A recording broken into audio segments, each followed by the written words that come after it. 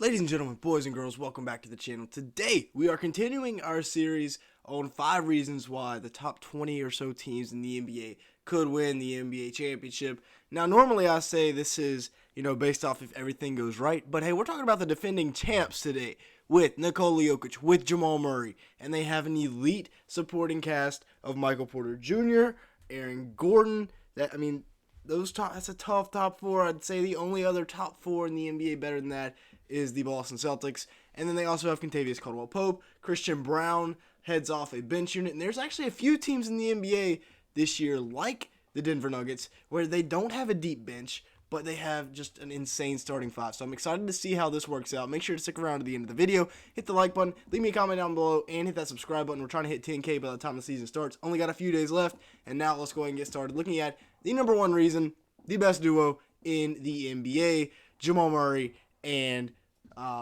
Nikola Jokic, the should-be 3-time MVP, but these two play together so well. I was watching a Jimmy High Roller video the other day, and he talked about how well they complement each other when talking about the new Dame Giannis pairing, and I like everybody can play both off of these guys, with these guys. It's such a great pairing, and it all starts with Nikola Jokic, who averages 24.5 points a game, 11.8 rebounds, and 9.8 assists per game for the Nuggets. He is really, there's nobody in the league right now that can do what the Joker does. 63% from the field, 38% from 3 in 34 minutes a game.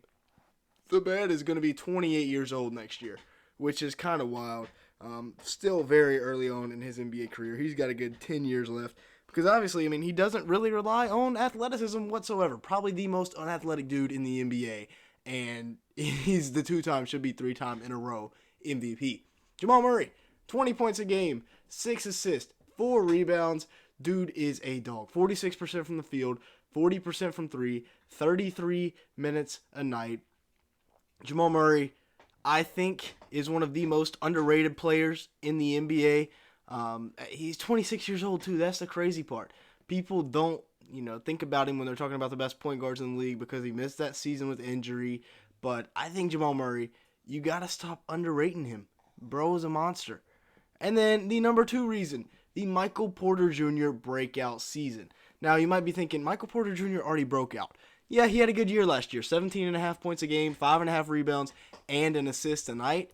That could be a fake stat, though. I've never seen the man pass the ball. In 29 minutes a game, though, those are some pretty good numbers. Per 36s are even better, like 25 a night. And people got to remember, he's only going into his 4th full season. He missed his entire first season with injury, and he only played 9 games in his 3rd season. So that he just completed his 3rd full season of NBA basketball, putting up those type numbers on this efficiency right here on the best team in the NBA. The best team in the world. Okay, we can have that discussion, too, in the comments if you want. The NBA is the best league in the world. The Nuggets are beating any team in the world. All right, number 3, the rookies. This is a big point here for the Nuggets this year because a lot of their success depends on these guys. Hunter Tyson is going to have to play a huge role for them off the bench. He is going to have to come in, be able to knock down threes, and play good defense. And I think we've seen so far in the Summer League and throughout his college career, he's going to be able to do that, and he's going to be able to excel at that job. They also have Julian Strawther here coming in from Gonzaga, a 3-and-D type wing that I think Denver fans are really going to like. He is going to be a really welcome addition in Denver just because of his versatility, what he can do offensively, and then another guy that can really shoot the 3 ball, Jalen Pickett, can make it rain from downtown, but he was also a triple-double threat at Penn State. So all 3 of those guys are going to make big impacts at some point or another in this year. Now, the bench, number 4. Guys are going to have to step up. Somebody's got to step up. Bruce Brown's gone. Jeff Green's gone. All the colors are gone. Okay? That wasn't meant to be racial. That was meant to be like Jeff Green and Bruce Brown. They have colors as last names. Okay. There we go. Good. Glad we got that out of the way. The rookies are going to have to step up. And then these 3 guys right here. Vlatko Konchar, I believe is how you pronounce it. Chanchar? I don't know. Christian Brown and Peyton Watson. Between those 3 guys, they're going to have to pick up the slack left by Bruce Brown and Jeff Green. And really, it was an 8-man rotation in the playoffs with Christian Brown playing a lot as a rookie.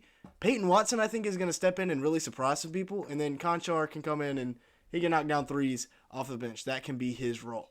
Now, number 5, they play team basketball, complementary basketball. Look at this starting lineup here. They all play together. It all revolves around Nikola Jokic, but they can all play together. Murray averages about 6 assists a game. You can play off of Aaron Gordon in the post as well. He's a mismatch nightmare.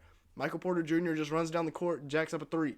And then you also got Kentavious Caldwell-Pope, one of the best 3-and-D wings in the NBA at shooting guard, and he's so perfect for this team. Him and Aaron Gordon are the most underrated pieces of this team because they make it all go because of their ability to guard anyone on the defensive side of the ball, and then they can also knock down the 3 ball and score on the interior. So that's the starting lineup. We'll talk about them more here in a second. Off the bench, somebody's going to have to step up. Not saying this is the bench unit here. We've talked about the 3 rookies, though. Hunter Tyson will probably be the most impactful as a rookie. But Peyton Watson, he had some really good per 36 numbers last year. Efficiency was all right. It will need to continue to go up. And then Conchar as well, another guy that should be able to help out a little bit. Overall, I like this bench unit. Not as good as it could be. Definitely not as good as last year with Bruce Brown. But I think, like we saw Christian Brown last year. And they have some vets. Reggie Jackson, DeAndre Jordan. DeAndre Jordan's pretty washed up at this point in his career, though. But I think the bench will be all right. We'll talk about it again here in a second, though.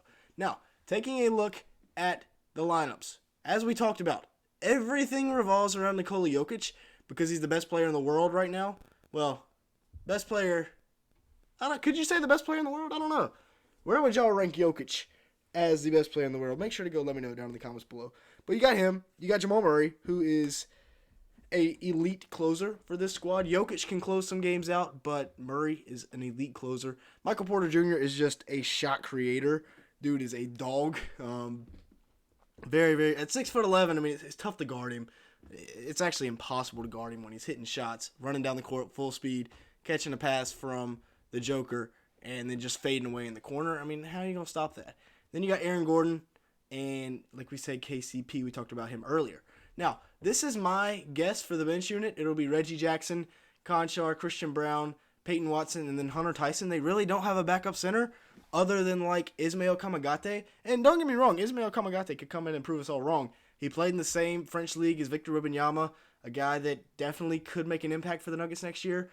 But I don't know if I want to base, hey, the Nuggets are going to win a championship because they have a really good backup center, Ismail Kamagate. I don't want to do that.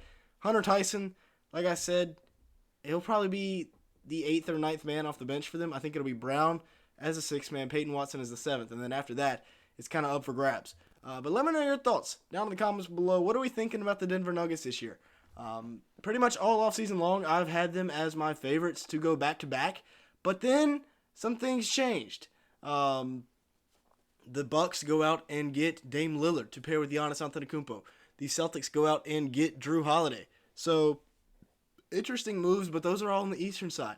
Okay, Bradley Beal is now a Sun, so Suns, Nuggets, Western Conference Finals. Is that what we're thinking? Because that'd be a heck of a series. And then out east, you got Bucks, Celtics. That would be a heck of a series as well.